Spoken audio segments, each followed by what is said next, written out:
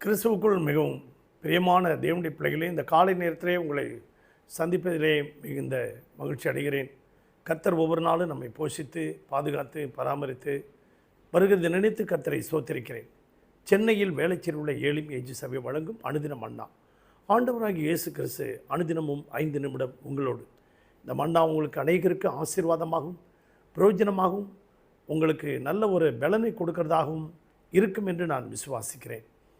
இன்றைக்கும் தியானத்துக்கு எடுத்துக்கொண்ட வேதவசனம் யாக்கோபு எழுதின நிருபம் 4ஆம் அதிகாரத்திலே நாம் பார்க்கும்போது 7வது வசனம், ஆகையால் தேவனுக்கு கீழ்ப்படிந்திருங்கள், பிசாசுக்கு எதிர்த்து நில்லுங்கள், அப்பொழுது அவன் உங்களை விட்டு ஓடிப்போவான்.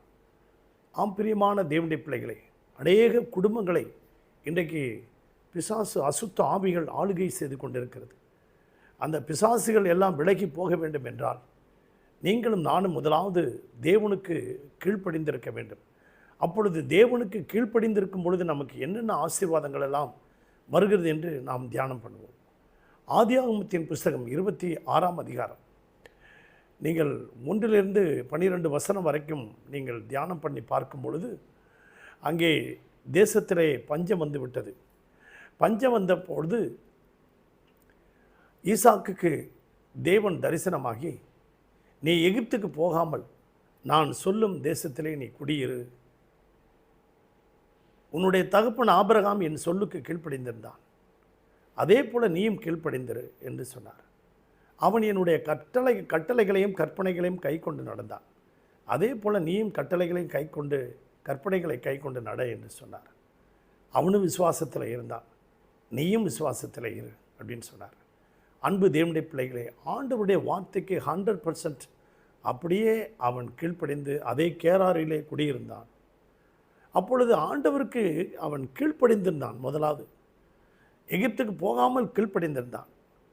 ஆண்டவருடைய கட்டளைகளை அவன் கை கொண்டு நடந்தான், கற்பனைகளை கை கொண்டு நடந்ததுனால அவர் சொல்கிறார், ஆபிரகாமுக்கு கொடுத்த வாக்குத்தத்தம், வானத்து நட்சத்திரங்களை பூமியின் மணலை போல உன்னை ஆசீர்வதிப்பேன் அப்படின்னு உங்கள் தகப்பனை ஆசீர்வதித்து உன்னையும் ஆசீர்வதிப்பேன்னு சொன்னார்.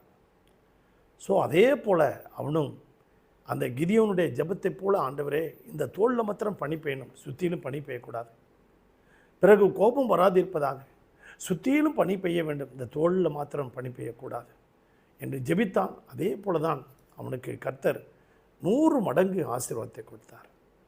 ஆம்பிரியமான ஈசாக்கினுடைய வயல் மாத்திரம் 100 மடங்கு ஆசீர்வாதத்தை அவன் பெற்றுக்கொண்டான். முதலாவது தேவனுக்கு கீழ்ப்படிந்திருக்கும் பொழுது 100 மடங்கு ஆசீர்வாதத்தை பெற முடியும். இரண்டாவதாக யோவான் எழுதின சுவிசேஷம், அங்கே 2ஆம் அதிகாரத்தில் கானாவூர் என்ற கல்யாண வீட்டில் திராட்சரசம் குறைந்து போயிடுச்சு. அப்பொழுது எல்லாரும் மரியாள்கிட்ட வந்து முறையிட்டாங்க.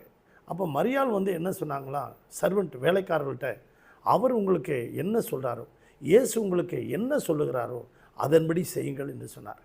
இயேசு அந்த கற்சாடிகளிலே தண்ணீரை நிரப்ப சொன்னார். ஏன் எதற்கு திராட்சரசம் இல்லை, ஏன் தண்ணீரை நிரப்புகிறீங்க சொல்கிறீங்க அப்படின்னு அவங்க எதுவுமே கேட்கல. தண்ணீரை நிரப்புனா நிரப்புங்கன்னாங்க.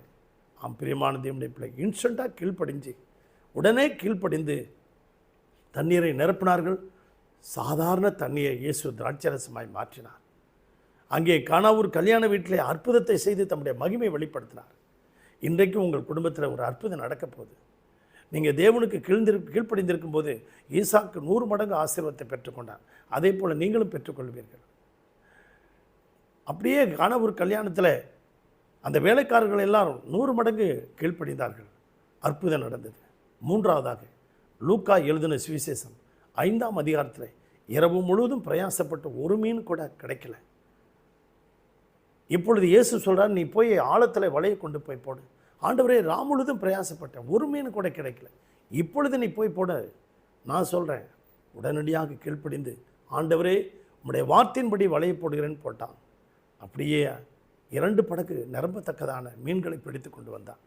இந்த காலை நேரத்தில் இந்த சத்தத்தை கேட்டுக்கொண்டிருக்க அன்பு பிள்ளைகளை, இந்த 3 ஆசீர்வாதங்கள் உங்களுக்கு கிடைக்கும். உங்களுக்காக ஜெபிக்கட்டுமா?